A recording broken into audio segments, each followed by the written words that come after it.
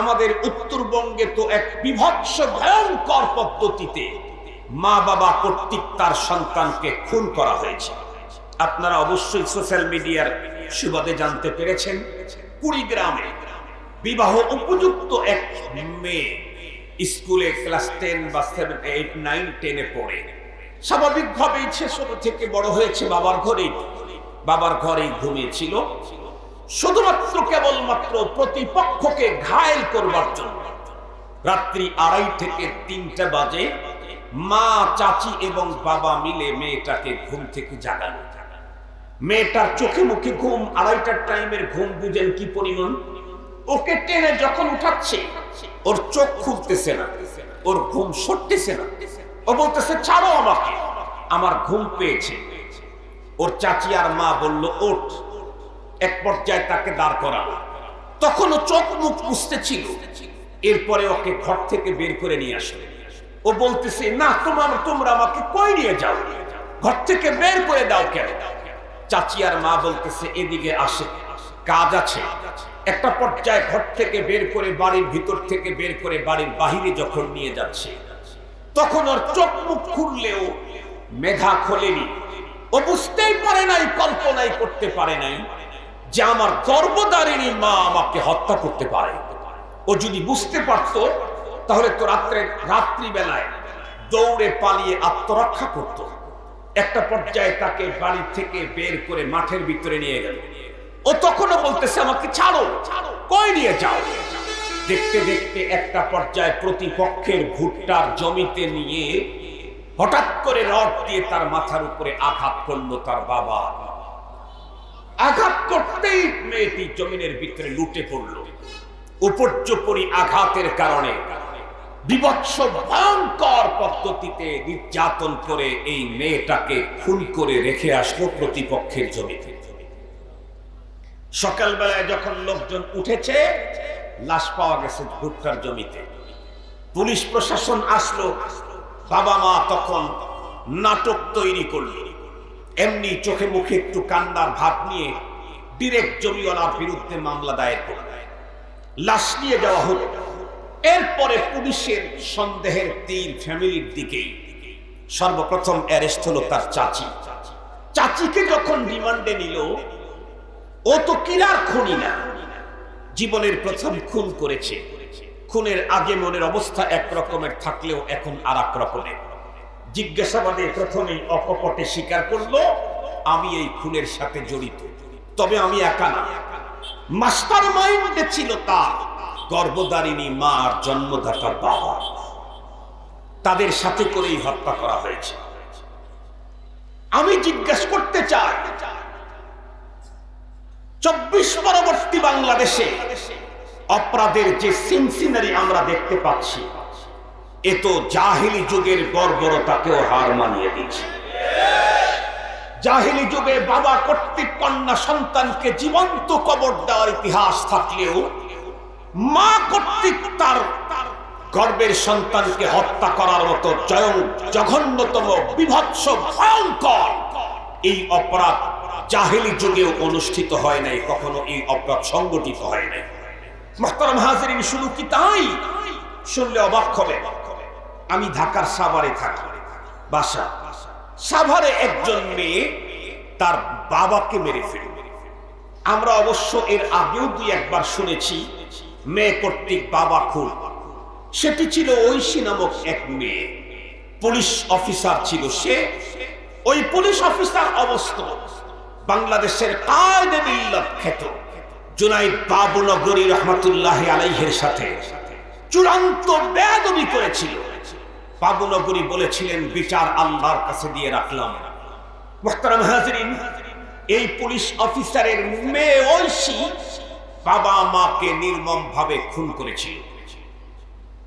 কিন্তু এর চাইতেও ভয়ঙ্কর বিভৎস পদ্ধতিতে এখন দেখলাম নতুন বাংলাদেশে মেয়ে কর্তৃক বাবা খুন।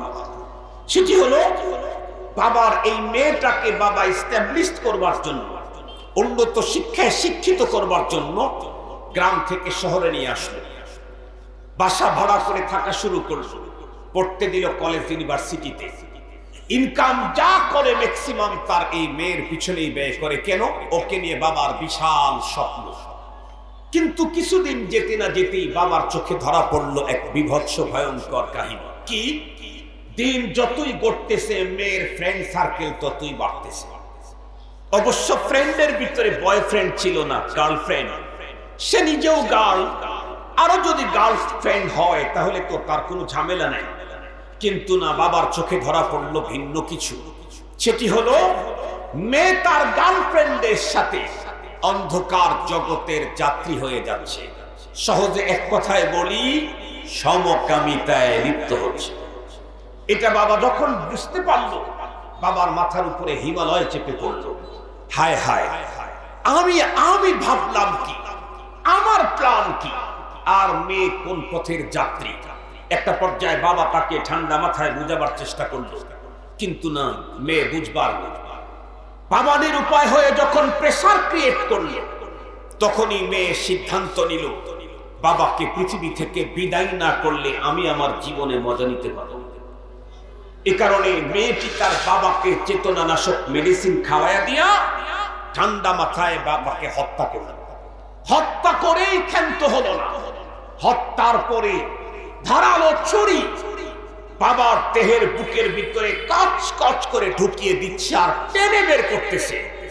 আর বিভৎস ভয়ঙ্কর এক নাটক মঞ্চস্থ করতেছিল বাংলাদেশের মানুষকে খাওয়ায় দেওয়ার জন্য, তার এই অপরাধকে ঢেকে ফেলানোর জন্য। সে বলতেছিল তার বাবা নাকি তার সাথে চরিত্রহীনতায় লিপ্ত হতে চাইতো, তাই সে এমনটি করেছে। আসলে ছিল একটা সাজানো নাটক। পরবর্তীতে বাবা খুন যখন পুলিশ ধরলো, রিমান্ডে নেওয়ার পরে অকপটে স্বীকার করলো, আমার বাবা আমার সাথে চরিত্রহীনতায় লিপ্ত হতে চায়নি। আমার বাবা আমার প্ল্যান প্রোগ্রামের পথের বাধা হয়েছিল। আমি সমকামী, সে কাদের বাধা দিচ্ছিল, তাই আমি তাকে দুনিয়া থেকে বিদায় করে দিয়েছি। শুধু তাই না, এখন তো এত ভয়ঙ্কর অবস্থা, 100% স্বামী তার স্ত্রীর বেডে এখন জীবন নিরাপদ নয়। ওয়াত্তাকু ইয়াওমান তুরজাউনা ফীহি ইলাল্লাহ। অর্ডারটা হলো তোমরা ভয় করো। কিসের ভয়? আল্লাহ পাক বলেন ওই দিনের ভয়ে যেদিন তোমাকে আল্লাহর কাছে রিটার্ন ব্যাক যেতে হবে, সেই দিনের ভয়। এতটুকুনের দ্বারায় একটা অর্ডার, একটা মেসেজ আমরা বুঝে ফেলেছি। একটা হলো রব আমাদেরকে ভয় করতে বললেন, আর একটা হলো নিশ্চিত আমাদেরকে রবের কাছে আবার রিটার্ন ব্যাক যেতে হবে। কোরআনে হাকিমে আল্লাহ তাআলা তার কাছে যে ফিরে যেতে হবে এ বিষয়টা অনেক জায়গায় বয়ান করেছেন। আল্লাহ তাআলা বলেন, কুল্লু নাফসিন যায়িকাতুল মাউত সুম্মা ইলাইনা তুরজাউন। প্রতিটি প্রাণীকেই মৃত্যুর স্বাদ গ্রহণ করতে হবে, আর তোমাদেরকে আমার কাছে বেগে আসতে হবে। এখন কথা হলো, আল্লাহ পাকের কাছে যখন আমরা বেগে যাব, আল্লাহ আমাদেরকে ফিরিয়ে নিবেন, তো তখন কি হবে? আল্লাহ পাক বলেন, সুম্মা তুওয়াফা কুল্লু নাফসিম মা কাসাবাত। এরপরে প্রতিটি প্রাণী তার জীবনের সকল কর্মের পুরাপুরি পাওনা পেয়ে যাবে। ওয়াহুম লা ইউযলামুন। কাউকে কিঞ্চিত পরিমাণে জুলুম করা হবে না। প্রশ্ন আসতে পারে, হুজুর, প্রতিটি মানুষের টোটাল লাইফের কৃতকর্মের ফুল পাওনা আল্লাহ তাআলা পরপারে দিবেন। দুনিয়াতে যে আমরা ভালো করলে ভালো হয়, মন্দ করলে মন্দ হয়, এগুলি কি? যেমন কেউ যদি ভালো কাজ করে তাহলে সে ফুলের তোড়া পায়, সে ফুলের শুভেচ্ছা পায়, সে ফুলের ছিটানি পায়, ফুলের মালা পায়, সে লাল গালিচার সংবর্ধনা পায়, সে হাজার মানুষের সম্মান পায়। কেউ যদি খারাপ কাজ করে তাহলে কখনো জুতার বাড়ি, কখনো জুতোর মালা, কখনো পচা ডিম, কখনো রান্না করে খাবার না খেয়ে পালিয়ে যেতে হয়।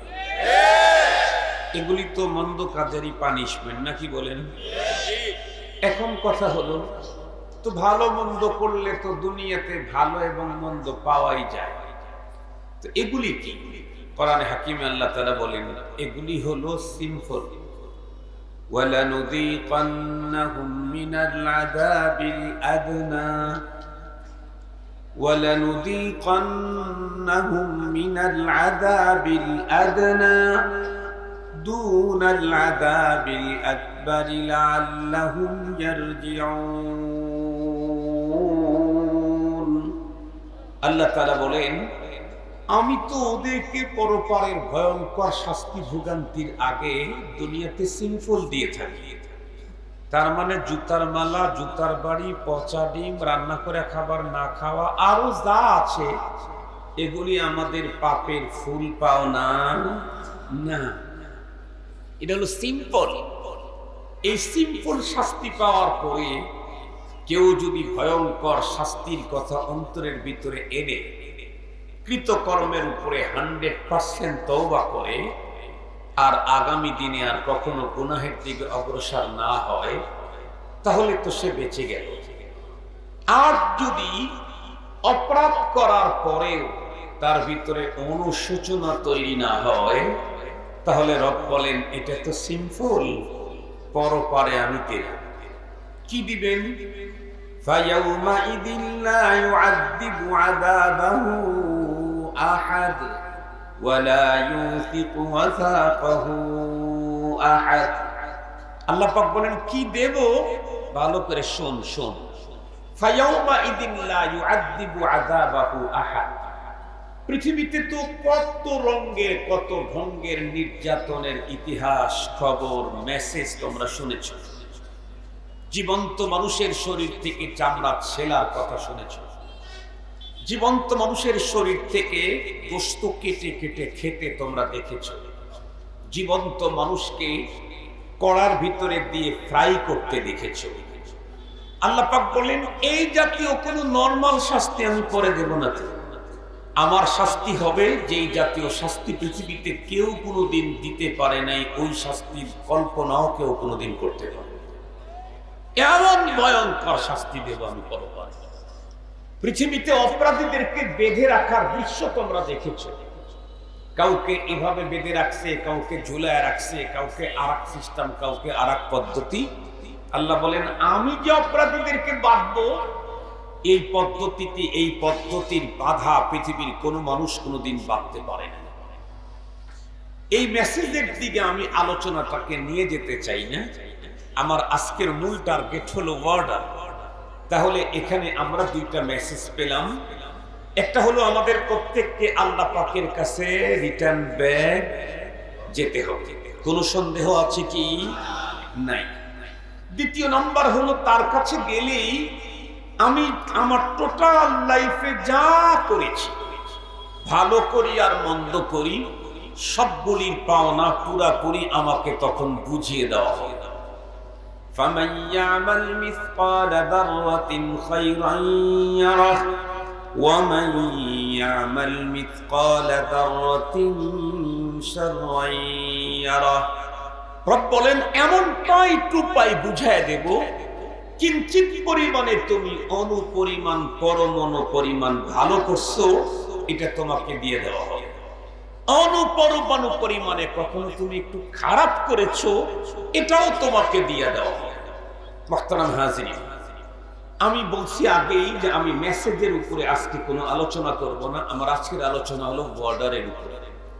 সেটি হলো আল্লাহ পাক কোরআন শরীফের সর্বশেষ আয়াত, যার মাধ্যমে কোরআনে পাকের নুজুলের ইখতিতাম করলেন। সে আয়াতে কারিমাতে আল্লাহ পাক আমাদেরকে কি অর্ডার দিলেন?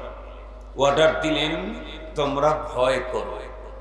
প্রশ্ন আসতে পারে হুজুর, ভয় করা এত বড় কি গুরুত্বপূর্ণ অর্ডার? এর চাইতে গুরুত্বপূর্ণ অর্ডারও তো আল্লাহ তাআলা দিতে পারতেন। যেমন যেমন সবাইকে বলতেন তোমরা সবাই ঈমান আনো, এটা দিয়ে শেষ করতেন আল্লাহ তাআলা। অথবা বলতেন ইসলামের ঈমানের পরে সবচেয়ে বড় রুকুন হচ্ছে সালাত। নবীজি অন্তিম মুহূর্তে যখন হুঁশ হারিয়ে যাচ্ছে, আবার হুঁশ ফিরে আসতে নবীজি বলতেছিলেন আসসালাত আসসালাত ওয়া মা মালাকাত আইমানুকুম। নবীজির শেষ কথা ছিল আসসালাত আসসালাত। আল্লাহ পাকের কোরআনেও এই জাতীয় একটা কথা বলতেন, তা না বলে আল্লাহ তাআলা তাকওয়া অর্জনের অর্ডার দিয়ে কোরআনে পাকের নুজুল শেষ করলেন কেন? তাকওয়া এত বড় কি বস্তু, কি জিনিস, এর গুরুত্ব কি পরিমাণ। মুহতারাম হাজিরিন, এই বিষয়টাকেই আমি আপনাদের খেদমতে উপস্থাপন করব ইনশাআল্লাহ। তবে বিষয়টা আমাদের হৃদয়ের গভীর পর্যন্ত অঙ্কিত করতে চাইলে আমাদেরকে একটু পূর্বে থেকে আলোচনা নিয়ে আসতে হবে। আপনারা বলুন তো দেখি, তথ্য প্রযুক্তির কারণে আজকের পৃথিবী মানুষের হাতের মুঠোয় এসে গেছে। যার হাতে এই জাতীয় একটা ফোন আছে, সে যদি এটা ব্যবহার করার যোগ্যতা রাখে, তাহলে এই জাতীয় ফোন থাকা মানে তামাম দুনিয়ায় তার হাতে থাকা। যেমন আমি যদি এই মুহূর্তে এখন ইচ্ছে করি যে আমি তো কোরআনে পাকের এক আয়াতের তাফসীর পড়তেছি, তো দারুল উলুম দেওবন্দের সেন্ট্রাল লাইব্রেরিতে 17 নম্বর গ্যালারিতে 13 নম্বর তাকের মধ্যে কোন কোন তাফসীরের কিতাব আছে আমি এখান থেকে দেখতে চাই, পারবো কিনা? কথা বলেন। এই মুহূর্তে মদিনাতুল মুনাওয়ারায় নবীজির রওজায়ে আতহারে সালাম দেওয়ার মতো মানুষের ভিড় কি পরিমাণে আছে, এটা আমি এখন দেখতে চাইলে, জানতে চাইলে দেখা সম্ভব কিনা? এই মুহূর্তে আমেরিকার টুইন টাওয়ার ও তো খতম হয়ে গেছে, কিন্তু হোয়াইট হাউস তো রয়েই গেছে। হোয়াইট হাউসের সামনের এখন জ্যামের কন্ডিশন কি, এটা যদি আমি দেখতে চাই এখান থেকে দেখা সম্ভব। তার মানে এই যন্ত্র যার কাছে আছে, তামাম পৃথিবীটাই তার কাছে আছে। সঙ্গত কারণেই আজকের পৃথিবী যে কোনো মেসেজ তামাম দুনিয়া ব্যাপী ফোকাস হতে অনেক লম্বা টাইম লাগে না। যতটুকুন আপনারা দুনিয়া সম্পর্কে মেসেজ খবরাখবর জানেন, তা থেকে আপনারা রিপোর্ট করুন, দিন যত করতেছে দুনিয়া ততই শান্ত হচ্ছে না অশান্ত হচ্ছে? এই অশান্ত পৃথিবীর অশান্তি শুধু কি কাঁটাতারের ওই পারে, না আমাদের দেশেও? আমাদের দেশে রাজনৈতিক অঙ্গনে তো বটেই, সামাজিক অঙ্গনে প্রত্যেকটা ফ্যামিলিতে, প্রত্যেকটা ঘরে খুব গভীরভাবে লক্ষ্য করলে এখন যে জিনিসটা দেখা যায় সেটা হলো প্রতিটি মানুষ মনে করে উনি মনে হয় খুব ভালো আছে। কালো গ্লাসের গাড়ি নিয়ে চলেন, 5 কোটি টাকা দামের বুলেট প্রুফ গাড়িতে চলেন, উনি মনে হয় খুব সুখে আছেন, সুন্দর আছেন। কিন্তু উকি ঝুঁকি দিয়ে তার কাছে গিয়ে তাকালেই তখন নিজের মনের থেকে অজান্তে আল্লাহর শুকরিয়ার শব্দ বেরিয়ে যায়। কেন? একদম কাছে দিয়া গিয়া দেখলে দেখা যায় তার চাইতে আল্লাহ আমাকেই অনেক ভালো রেখেছে। দূর থেকে মনে হয় উনি অনেক সুখী। দিন যতই গড়তেছে আমাদের দেশের মানুষের অন্তরের বিশাল স্বপ্ন দুঃস্বপ্নতে রূপ নিচ্ছে। আমাদের দেশের মানুষ সবাই মনের মধ্যে একটা বড় রঙিন স্বপ্ন এঁকেছিল। বিগত 17 বছর পর্যন্ত ফ্যাসিবাদ জগদ্দল পাথরের মতো আমাদের মাথার উপরে চেপে বসেছিল। আমরা তাদেরকে বিদায় করে দিয়েছি। এখন নতুন একটা রাষ্ট্র, এক সুন্দর সাম্য ইনসাফ ভিত্তিক একটা সুন্দর রাষ্ট্র আমরা পাব, যেখানে থাকবে না খুন ধর্ষণ, যেখানে থাকবে না গুম, যেখানে থাকবে না অবিচার অনাচার, ইনসাফের একটা রাষ্ট্র পাব। কিন্তু বাস্তবতা হলো এই, ইনসাফের স্লোগান যারা দেয় তাদেরকেই বাংলাদেশে বাঁচতে দেওয়া হয় না। শহীদ ওসমান হাদি ও আক্রান্ত হওয়ার আগ পর্যন্ত আমি ওর নামটাও জানতাম না। গুলি খাওয়ার পরে ওর নাম শুনলাম, ওর কিছু বক্তব্য শুনলাম। সত্যি ওর বক্তব্য শোনার পর আমার মনের অনেক আকীদার চেঞ্জিং এসেছে। একটা সময় আমি ভাবতাম কওমি মাদ্রাসা ছাড়া দিন, ইসলাম, দেশপ্রেম এর চাইতে অধিক মনে হয় আর কারো অন্তরে নাই। কিন্তু না, হাদির বক্তব্য, হাদির পথ চলা, হাদির সাহসিকতা, হাদির আলোচনা, এটি কথা প্রমাণ করে শুধুমাত্র কেবলমাত্র মাদ্রাসাতেই দেশপ্রেম দিন প্রেমিক তৈরি হয় না, আমার দেশের স্কুল কলেজ ইউনিভার্সিটিতেও ধর্মপ্রেম আর দেশপ্রেমের ওসমান হাদির মতো লক্ষ তরুণ যুবকেরা এখন তৈরি হয়ে গেছে। লক্ষ তরুণ যুবক তৈরি হয়ে গেছে। কিন্তু দুঃখের সাথে বলতে হয়, তরুণরা দেশটাকে সুন্দর করতে চাইলেও তরুণদের বাপ দাদারা দেশটাকে নিয়ে অত চিন্তা ভাবনা করে না। মুহতারাম হাজিরিন, ওর বক্তব্য এমন ঈমান দীপ্ত, আমি শুনলে আপনারাও যারা যারা শুনেছেন তারা অবাক হবে। দৃঢ় কণ্ঠে ওর কথা ছিল। ওকে যখন হত্যার হুমকি দিয়েছে, ওই স্পষ্ট বলেছে জমিনে কোনো মৃত্যুর ফয়সালা হয় না, মৃত্যুর ফয়সালা হয় আসমানে। আমি সত্যি ওর ঈমানের কাছে আমি যেন লজ্জিত, ওর ঈমানের কাছে আমি যেন লজ্জিত। মুহতারাম হাজিরিন, চেয়েছিলাম আমরা একটা রাষ্ট্র, সাম্য, ইনসাফ, মারামারি, হানাহানি, খুনাখুনি মুক্ত একটা দেশ। কিন্তু 24 পরবর্তী দ্বিতীয় স্বাধীনতার পরবর্তী বাংলাদেশ আমরা যেটা দেখতে পাচ্ছি সেটি হলো, দিন যত পড়তেছে তত নতুন নতুন অপরাধের প্রবণতা বেড়েই চলছে। আপনারা শুনলে অবাক হবেন, হয়তো আপনারা জানেন, আমি আর তারপরেও জানাই। সারা জীবন পড়লাম, ওয়াজ করলাম, দেখলাম পৃথিবীর সব মানুষ পর হলেও দুইজন মানুষ পর হয় না। একটা হলো গর্ভধারিণী মা, আর একটা জন্মদাতা বাবা। এটা তো সারা জীবনই দেখলাম। এখনো তো লক্ষ কোটি মা বাবা এমন আছে নিজের জীবনকে বিলিয়ে দিচ্ছে শুধুই সন্তানের জীবনের আনন্দ আরামের জন্য। কিন্তু 24 পরবর্তীতে অপরাধের নতুন রূপ, সেটি কি আগের থেকেই শুরু হয়েছে বাংলাদেশে। এখন অনেক শিশুকেই জীবন দিতে হচ্ছে মায়ের পরকীয়ার কারণে। কথা বলেন। শুধু তাই নয়,